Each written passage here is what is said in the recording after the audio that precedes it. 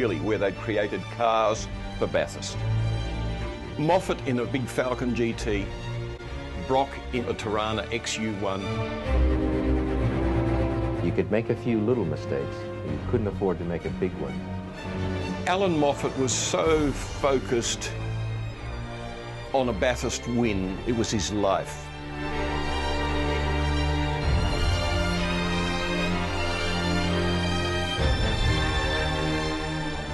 Down comes the flag in the 1973 Hardie Ferodo 1,000-kilometre event is underway, and the car that sneaks into the lead is the first of the Superbirds. That guy drove those laps.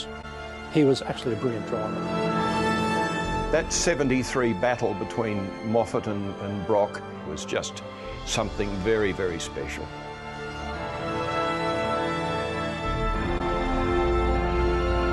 Here's drama. Here I am, I'm a Bathurst winner. And all of a sudden, you're in trouble. We've got Alan Moffat on the way up the circuit. Had himself a spin as he went into XL.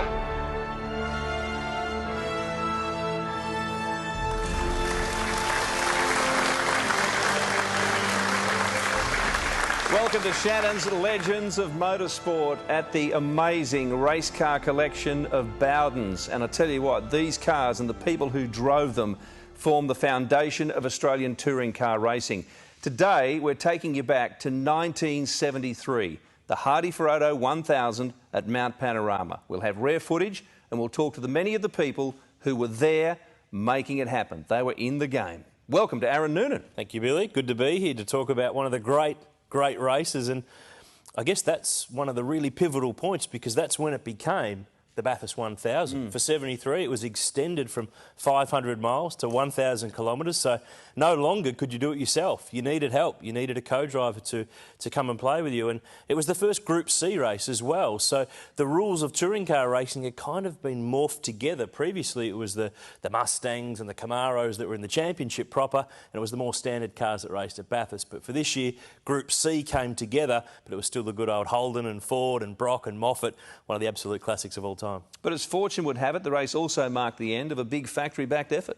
Yeah, no one really knew that at the time, but Ford were just a few months away from actually pulling out of backing top-level touring car racing in this country, and they were gone for the best part of 25 years. But no one knew that at the time. As far as all the Ford fans knew, they were good to go to challenge for another Bathurst crown. Now, the race, as all races are at Bathurst, remembered for many things. The Ford victory, of course, but the debut of a legend, Dick Johnson. Dick Johnson, not in a Ford though, in a Holden Tirana XU1. And it was XU1 Tiranas that really did make a lot of the storylines to 1973. And one of the big ones that I know a lot of our viewers will remember, Doug Shivers, out of fuel in Peter Brock's Holden dealer team Tirana, but they were a real factor, those little cars. They were fantastic. So let's set it up now. How's this for a list of names? The 1973 Hardie Ferodo 1000 with John Goss on pole in a Falcon, Peter Brock alongside him in a Tirana. We've got Alan Moffat and John French on row 2, Colin Bond and Bob Morris 5 and 6.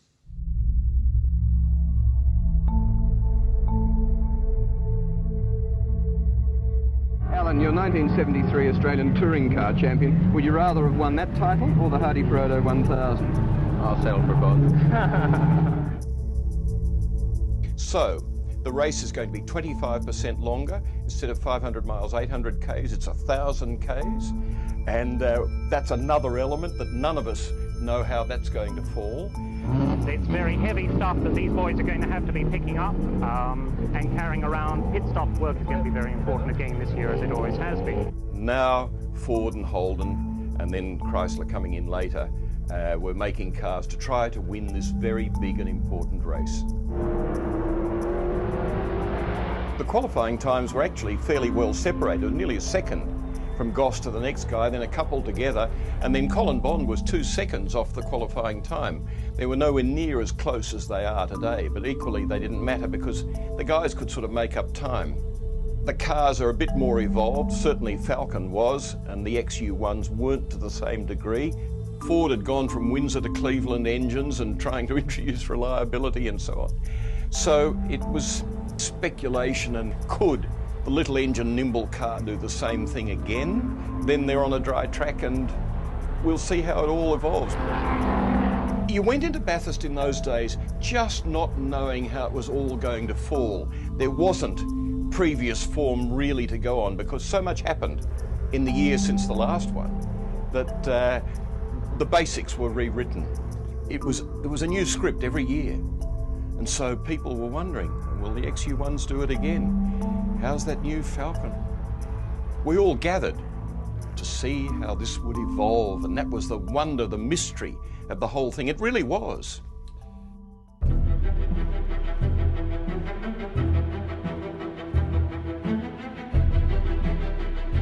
The starter has the flag raised. Let's just watch the start. Goss is starting to creep. Down goes the flag, and away they go. Smith pouring from Goss's car, and he's got the lead.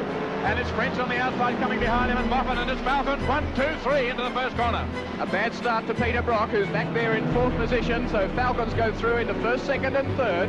A tremendous start from not only John Goss from pole, but from Johnny French, who puts himself into an even better position on this first of 163 laps.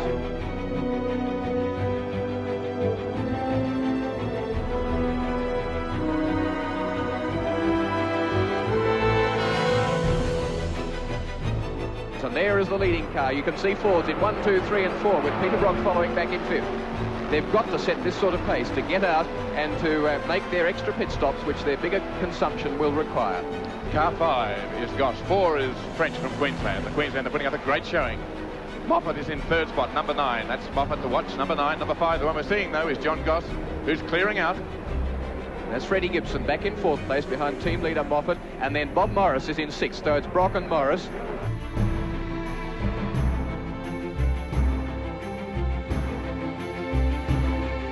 They weren't just peopled by specialist touring car drivers. They gathered everybody from every field of motor racing in Australia. You had Formula V drivers, you had single-seater drivers, you had guys who were concentrating on series production, but people from all sorts of areas with all sorts of experience, rally drivers even. Brock in number 1, there he goes, last year's winner, and Bob Morris just behind in car number 7, but quite a long gap behind them. And out in front, talking of gaps, is the man who was fastest yesterday, and he's proving himself fastest today, and he's opening up quite a lead for this early stage of the race. This is the Sydney driver, John Goss.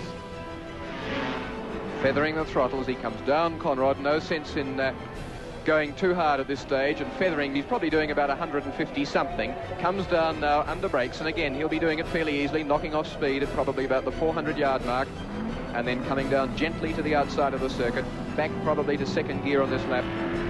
Then out of the corner, followed out by Moffat. So Moffat's got past John French into 2nd position, and he'll now be making a challenge after John Goss, but he won't be going too hard, because the last thing that a wily campaigner like Moffat will do is to try and break his car in a fruitless pursuit of the early leader, but he'd like to stay pretty close.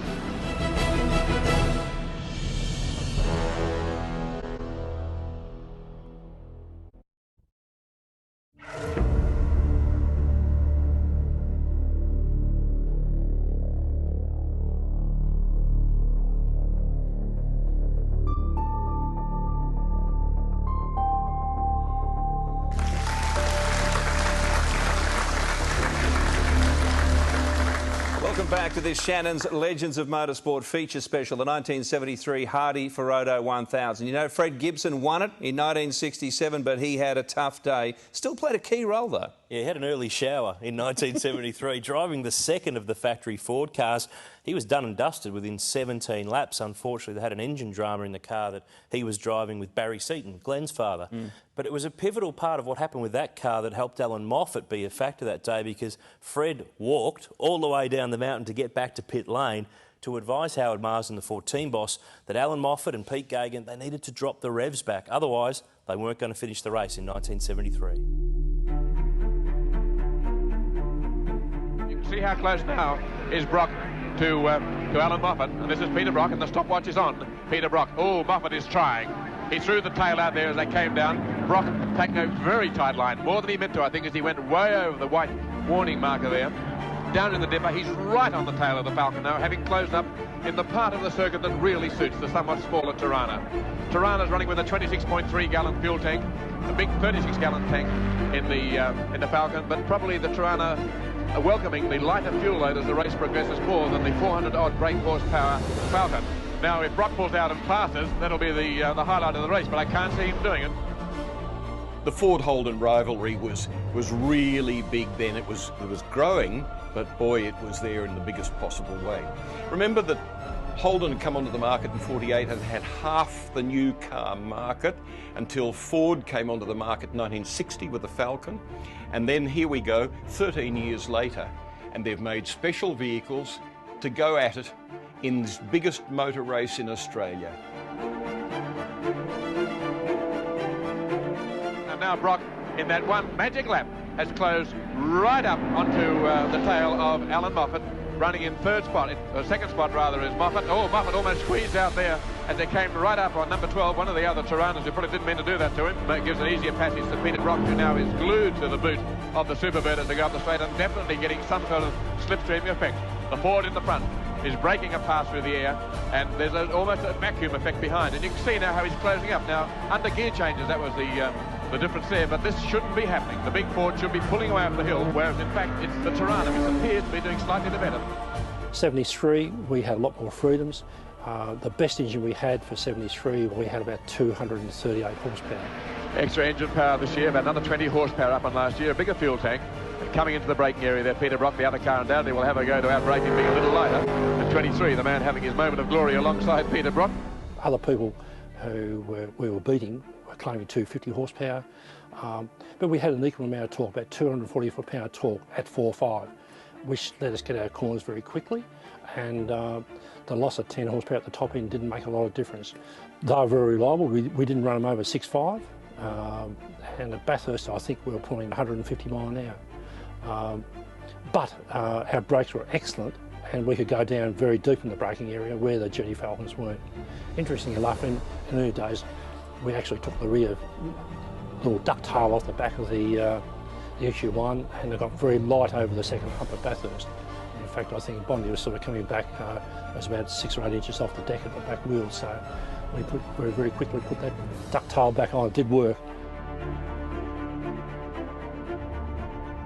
It's worth taking a moment here just to reflect on the number of classes in this race, because there was such a variety of performance and sizes in the cars. Oh, Billy, completely different to what happens at Bathurst these days. I had to write them all down. There were so many to go through the entry list that year. Falcons and Tiranas at the front, rotary Mazdas, Alphas, twin-cam Escorts, Fiats, Datsuns, and the only Subaru to ever compete in the Bathurst 1000, a GSR. Probably not the fastest car around the mountain that day. And there were plenty of names that were about to become bigger stars in the years that unfolded. 3 of the leading 8 cars are in the pits at the moment. John Goss there leading the race outright, Alan Grice and Tony Allen. Oh, and the car started to roll. Alan Moffat comes past, he will go into the lead. There's Goss having words to Kevin Bartlett, who's getting in the car. Slightly taller driver in the dark suit. Former Australian Gold Star winner. He's won on 2 occasions. KB, Kevin Bartlett, one of the great drivers on the Australian motor racing scene. Bartlett now pulling out. First in Class E in 68 and 69 also, both times in Alfa Romeo. Now at the wheel of car number 5.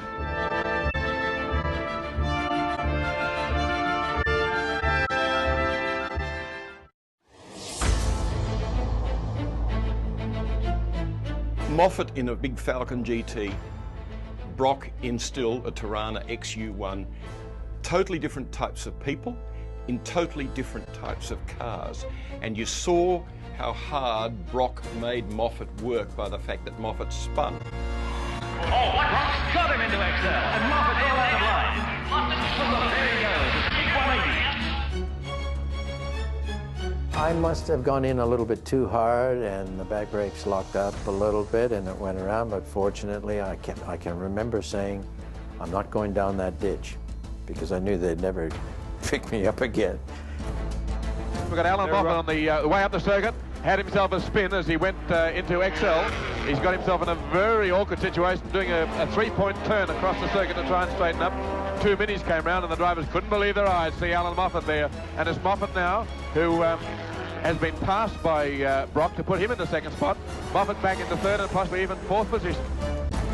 Pretty much everybody knew that Moffat put himself under enormous pressure, where Brock would be sitting back and smiling, and giving Moffat a hard time, Moffat would be focused and tight and taut as he was trying to stay with Brock and shake him off and get a comfort gap, which he never, for a lot of the race, he never managed to do. Case of the wrong line and the right-hander, which was probably called Castrol Curve in those days. Like that, anyway, the right-hander uphill. And of course, it's one of those corners that if you're offline going in there, you don't get it back real easy, and I guess that's what happened to Al. Yeah, we've had some good fun, haven't we? Peter's activities in those little cars was quite phenomenal as well, mate. That can't take that away from him. Alan Moffat coming into the pits now in car number 9. This is after Alan Moffat's spin up there in the cutting, or XL bend more correctly, on the run up the mountain, and now we'll go again to Gus Staunton in the pits as soon as he can get ready at Alan Moffat's pit there, and you can see Big Peter getting into the car. He's going to have to adjust his safety belts. Right. He's a much bigger boy than Alan Moffat. As you predicted, Evan, that there was a pit change there, whether it was called by the spin or something else, I don't know. They're refueling the car at the moment. Alan Moffat's frantically trying to get in the rather large, bulky frame of Fatty Gagan, as he's affectionately known, into that seatbelt. They're strapping him in now. They're doing a tyre change. Alan Moffat is being called over to Howard Marsden, and as he just went back there, he brushed against me, and he's just sopping wet. He's a lather of perspiration. Howard Marsden is over in the pits. There's Howard there in the back of the car there, trying to talk to Gagan. Obviously wants to find out from Moffat just what it's all about and what went wrong out there.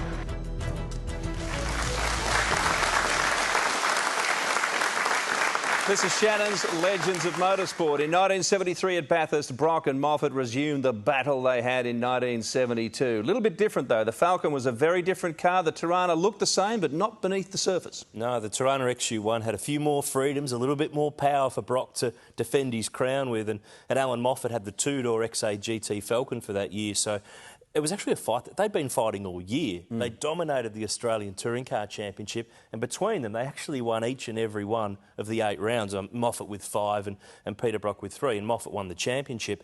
But the interesting thing for this race is they had to get a co-driver each. So Peter Brock had Doug Shivers, who was double his age at the time, and Alan Moffat had one of his old great rivals, Pete Gagan, who he'd fought with for many, many years. So a real cat-and-mouse battle, 2 different cars. The Tirana, not as powerful, better on fuel though. The Ford, faster but thirstier on fuel. So a real David and Goliath battle that unfolded that season. Peter Brock trying to make it a lucky number 2 in terms of winning his 2nd race in a row. Was the winner last year, is leading so far, having inherited the lead due to the pit stops for the 2 leading cars. And when he comes in, it'll be the pit stop of the race. Yes, there's no doubt that Peter Brock's coming in. He's coming into the pits now. This is the first scheduled stop. This is the critical one. And in comes Peter Brock into the Holden dealer team. This is then Harry first hand now. You can see Doug Shivers all helmeted up there like a spaceman, waiting to get in the car. Very nice for Doug Shivers to come out and to step into the car that was holding the lead when it pulled into the pits. Doug Shivers, of course, had a wonderful drive last year and came into 3rd outright on 128 laps completed. And Peter Brock, whom he's sharing the car with, of course, was the outright winner. At the moment, Doug is playing it very cool as far as fuel consumption is concerned, but unfortunately the fuel gauge has stopped working. But the car is misfiring 3 laps before it runs out through Forest Elbow. Just assuming that the fuel consumption is going to remain static, and it should be okay. 73, we tried various combinations. We tried 3 45 Webers, we tried SUs, and we went back in the finish to 58mm Webers using a single choke on those, and those obviously come off the Maserati Ferraris on precast. We had more freedoms in the engine. We had a lighter flywheel. We had better pistons. We had stronger rods. In that form, we had around about 238 horsepower at the best, at about 6,400 revs. We had a massive amount of torque. We had about the same sort of torque at 4.5. We walked on the torque because it's a reasonably heavy car still. Getting out of corners is just as important as having the horsepower at the end of the straight. We put a lot of development into the cars, and as the year went on, they were pretty dominant. And we knew we had a good package for Bathurst. Peter had the Webers on his car and I had the SUs on mine, and we've been running the SUs on the rally cars, and we found that they were a bit more economical. So So we knew that the fuel strategy could work in our favour going to Bathurst. I was very disappointed, and some of the other mechanics were very disappointed at Harry's choice of Bonnie Doning issues. I think if we had gone Weber's, I think it would have been a different story.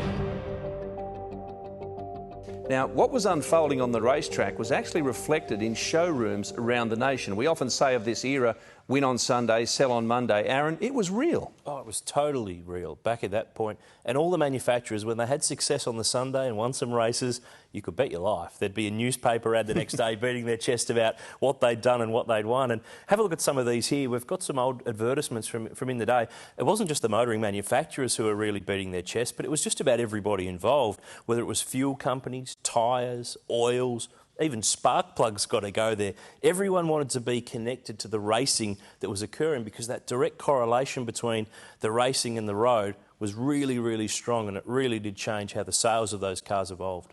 Let's get back to the great race, 1973, Shannon's Legends of Motorsport. Yes, well, I like Moffat because I drive a Ford myself, and I have done for a long while. Well, Moffat seems slightly conceited, I'm afraid. I think Moffat's too overdone, too publicised. Never see him out of his BP uniform. He's a good driver, got to give him that, but he's also a bit dirty. I don't think any of them really intentionally go out to shunt each other, but it does happen sometimes. It's unavoidable. It's just one of those things, you know. Well, I think Rocky's going to win. Well, the whole deal team will win for sure because it's a pretty tight sort of a track. Something that suits the Torontos. Like the Fords can't last because of their brakes, tyres. They're too heavy for the tyres that they're running.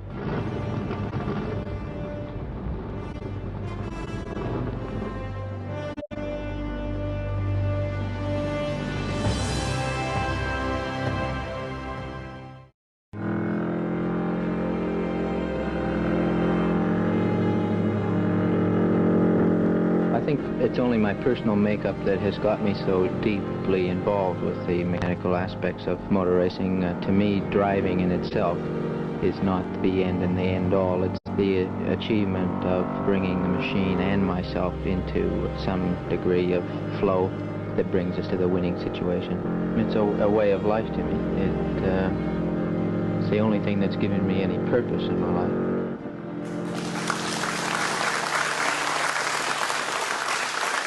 Welcome back. This is Shannon's Legends of Motorsport. In 1972, Ford used the GTHO. In 1973, they went to the two-door hardtop. But Aaron, there was a twist to this tale. Billy, they used two cars in the one season. The HO Phase 3 was used during the sprint races in the Australian Touring Car Championship, and then the Superbird, the XAGT, came along for the endurance races which made up the Manufacturers' Championship. And here, in the Bowden's own collection, is the Phase 3 GTHO that Alan Moffat used to win the 1973 Touring Car Championship. He'd been trying to win that title for some years in the Coke Mustang, but was never able to get the job done. And I have to tell you a little bit of a story about this.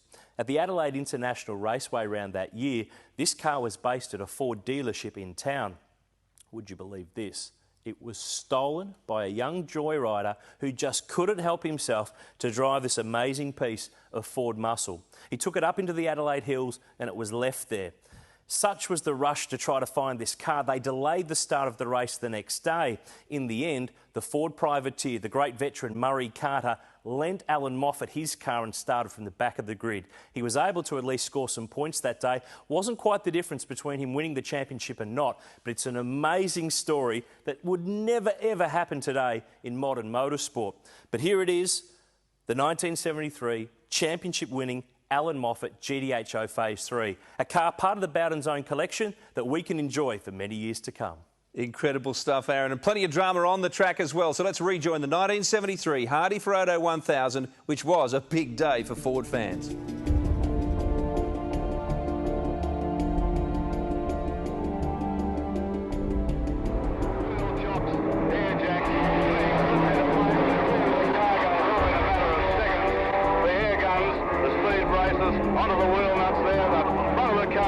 Had a 351 engine in it, and that's another side of the success of the Ford racing in those days was the lot 6 people. There wasn't 2 or 3 fellows that worked together just on the engines, another fellow just on transmissions and diffs, and a lot of the things that needed to be done extremely well and would last 500 miles or last 1,000 kilometers, I always felt comfortable that they were well prepared.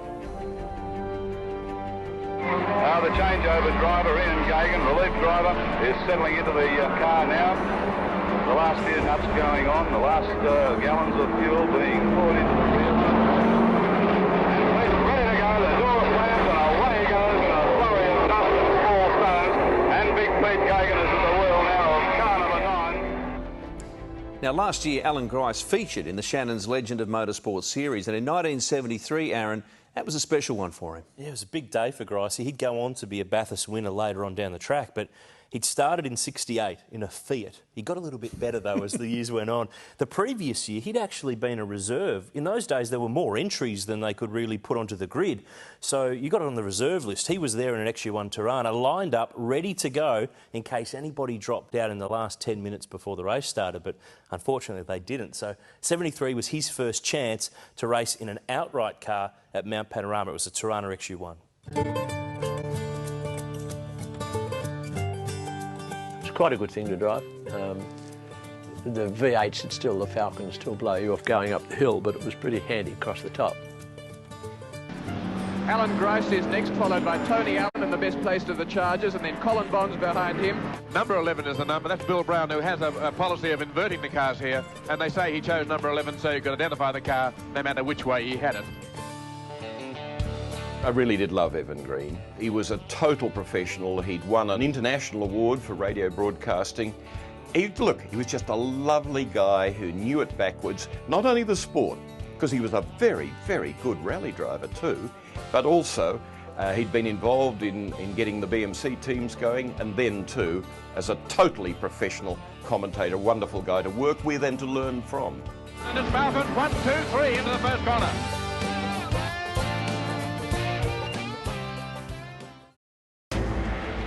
Here's drama. Our outright race leader, with a diminishing lead over Alan Moffat, is slowing down, and he may not even make the pits. Now, has the Holden challenge from the Peter Brock, Doug Chivers car shot its bolt? Has he had trouble? Are we about to lose the Holden dealer team car? Peter's car, obviously, you know, did one lap too many, or tried to do one lap too many, just ran out of fuel at the top, and poor old Doug, you know, coasted all the way down, but couldn't quite get there and push it through. It could be that Holden are about to lose their front runner, which will put Ford back into the lead. Doug Chivers out now.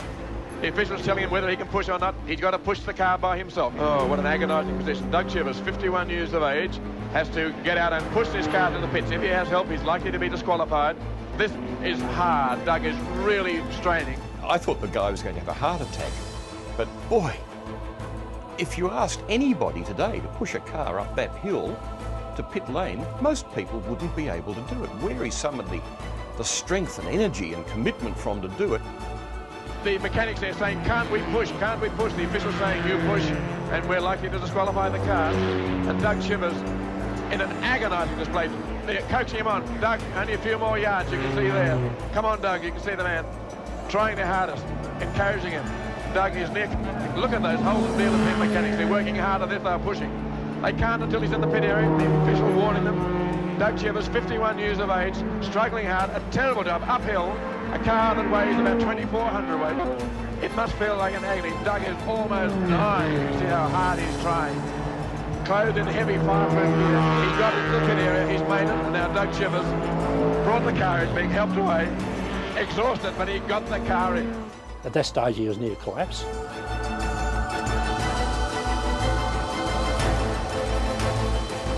But we'd lost the lap or whatever. But then Brock showed one of his best races you've ever seen, catching that lap back.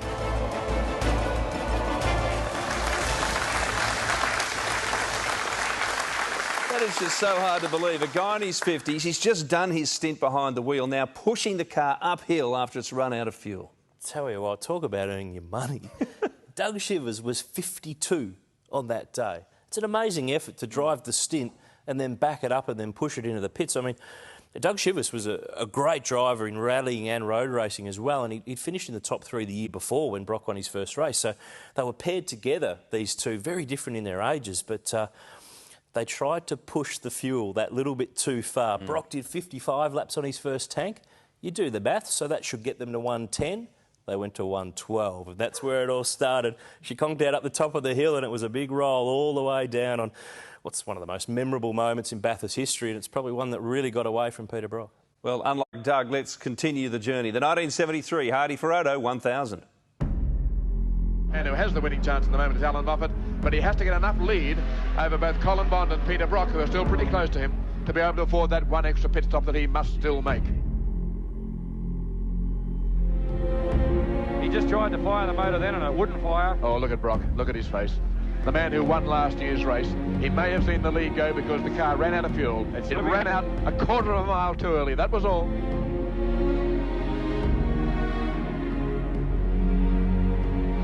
Peter Brock jumping up and down in the seat, trying to coax the petrol through that fuel line. The motor spluttering just momentarily into life and then off again. It's starting. There it is, it's fired now. The motor's fired away. Peter Brock is away and running. Brock then came out and had a massive drive. Now, I had to make up a lap or two and we finished well. I mean, we finished second, yeah.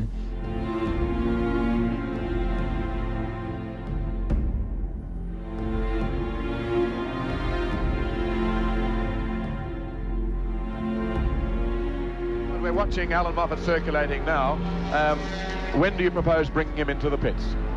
We're just checking it now, Evan. We haven't finalised on the situation. You can expect within about 10 to 15 laps. How much leeway do you have for this pit stop over Colin Bond and Peter Brock? Approximately a minute and a half, Evan. Can you get him in and out of the pits in a minute and a half? You ask me afterwards. Well, it looks like he may have to have a bit of a chase on his hands. Right. With not a very big lead over the Tiranas. That is correct. Can he catch them? Yes, he can, most definitely. So long as there are no problems with the car and obviously none with the opposition, Alan will win the race. He's signalling now. He's got his hand up, which suggests that he is coming into the pits. And indeed he is. He came in rather quickly then, gave a quick signal. And it's Alan Moffat now who's coming into the pits. Right, Evan, they're already putting the fuel in the back and he's only been in 6 seconds. Alan Moffat's doesn't appear to be going to get out of the car. He's going to run the distance. He's calling for a cloth to wipe his face with, and that there's a tremendous sense of urgency here in this pit stop, and they've only been in now for 40 seconds as of this moment.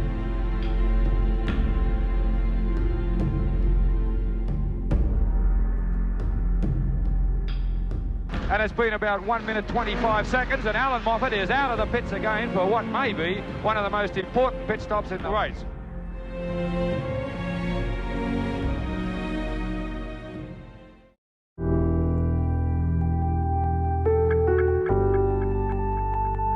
He was the expert at Bathurst, far more so than me, I can assure you.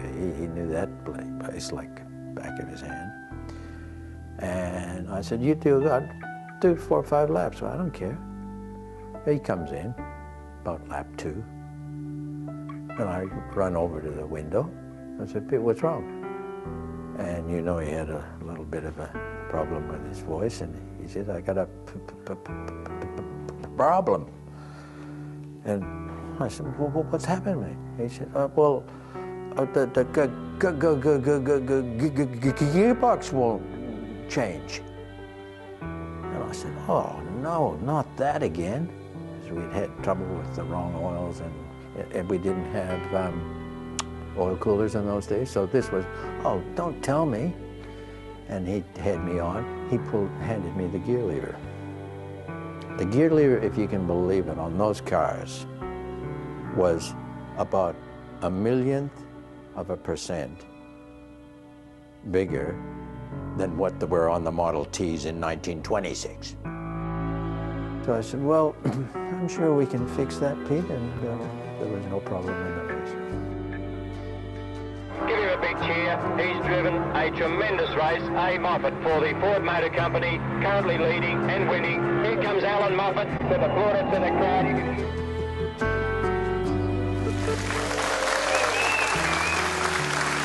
This is Shannon's Legends of Motorsport, and that was Alan Moffat on his way to victory number 3 on the mountain. But as was so often the case in Alan's career, Aaron, dark clouds were gathering. All was going so well for Ford, wasn't it? I mean, they'd won 3 out of 4 Bathursts in a period. The factory team was strong. Moffat was a big star. But in the months that followed, Ford withdrew from racing, which was a massive bombshell at the time. It left a really big hole, and I think for them, they actually lost a generation of supporters because they were out until 1999, until they came back with Glenn Seaton. So Holden stayed in the game, no matter how they did it, whether it was through the dealer team or with Brock or Bond or Harry Firth. They had an unbroken run there, so I think Ford really erred in their ways because they were successful, they were fast, they were winning races, and really I think that was a massive mistake on their part. Well, let's follow Alan Moffat home for this great victory with, of course, Pete Gagan. Back in those days, being involved in the sport, whether as a sponsor or a car company or whatever, was very much a strong marketing thing. You weren't in the entertainment industry, which you are today. You were in the marketing business. So if you've done all you can do and you've achieved your goals, why hang around to fall on your backside? To get a kick from somewhere and to go down. There's only one way from the top, isn't there? The Holden dealer team had a tent bigger than most circus tents. And quite a bit of this goes on. And they came down and we said, we're so fed up with you, Ford. We're going to put a V8 in the Tirana, and we're going to blast your backsides off from day one. Howard Marsden heard all of this, went back to management on the Monday morning, and suggested to the company they bail out while they can because we will never beat a Holden with a V8 in it against our own V8s. I get a phone call from the marketing director. He said, Alan, sorry, the company's decided to go out of racing, but I want you to have your car. And I said, thank you very much, Mr. Horner. That's very nice of you. Certainly, they knew the strength of the XU1 that had won the previous year, had given them a real rush along this year and might have won. Things had been a little bit different. And when they were going to a wider track, bigger car with a V8 engine in it, they could well have read it and said, might be a good time to get out and rest on our laurels. Now Alan Moffat climbs up the mountain for the second last time. Really quite a glorious drive, quite a magnificent motor race. Not with the dramas of last year's wet race and then finally turning dry and the somewhat dramatic crashes and accidents that have occurred both last year and in previous years. A fairly clean race in that regard, but nevertheless, and definitely still at least as hard as previously, and in fact with the increased distance and the faster cars, a more testing day than ever. And there's Pete Gagan, Alan Moffat's co-driver during the race. Alan Moffat was so focused on a Bathurst win, on good performances at Bathurst. It was a very major part of his life. I can remember Howard Marsden saying to me that motor racing and Bathurst performance was almost the only thing that Moffat had time for in his head in those days. Children and all that sort of thing didn't come into it at all. It was his life. The race is Alan Moffat's, there's no question of that. It was Peter and my fault for pushing Doug, I suppose, for that extra couple of laps. But if we had pulled it off, it would have been a good one. You know, some things work and some things don't. Bondi got a puncher who was running second to Moffat at the time, probably, I don't know, over 50 seconds behind. And Moffat was starting to slow. Bondi, I think, was catching him. And then with 1 or 2 laps to go, I think Gary Cook or something like rolled the Datsun over the top up there and spread glass all over the track. As the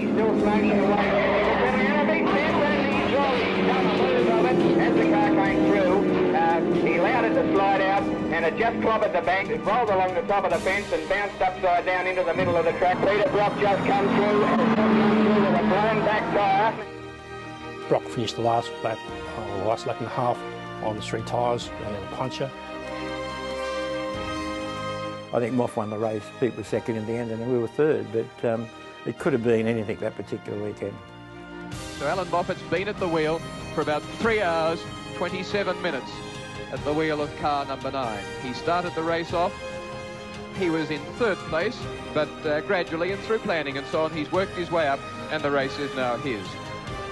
A very fine race, and in the conditions that we've run, fine and warm and dry, it's been a most testing race mechanically and on tyres and on drivers, and Alan Moffat comes round The black and white flag comes out and the race is his for the third time, and to a further and increased lead in the Manufacturers' Championship, the Ford Motor Company. And there's Howard Marsden, tremendously happy, no doubt, to have beaten his adversary, Harry Firth, who was displaying tremendous confidence before the start of this race.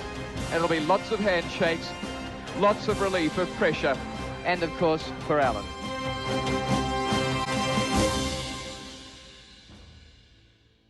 That 73 battle between Moffat and Brock just set it up to keep going.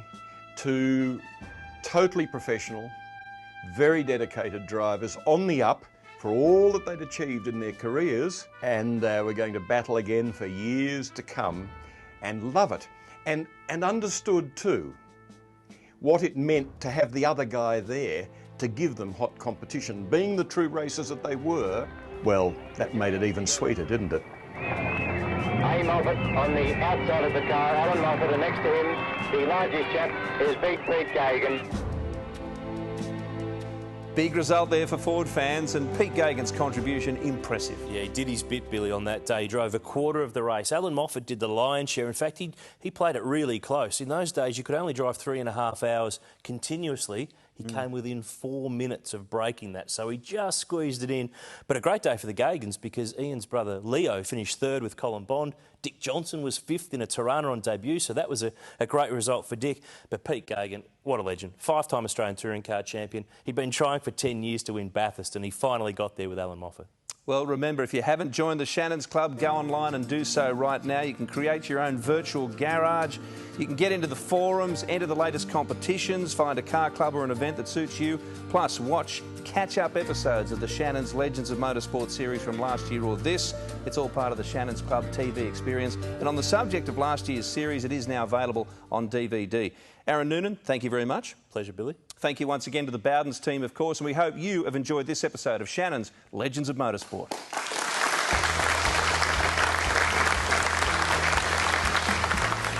Oh, quick across the top is George Fury. And he is flying in the turbocharged Bluebird. The guy had the ability to come from dirt to bitumen. But it was a lot of hard work on a very expensive car. The whole exercise has been worthwhile with Fred Gibson Motorsport. Jubilant scenes. And about to celebrate in traditional fashion. And a great kiss to everyone from Colin Moffat.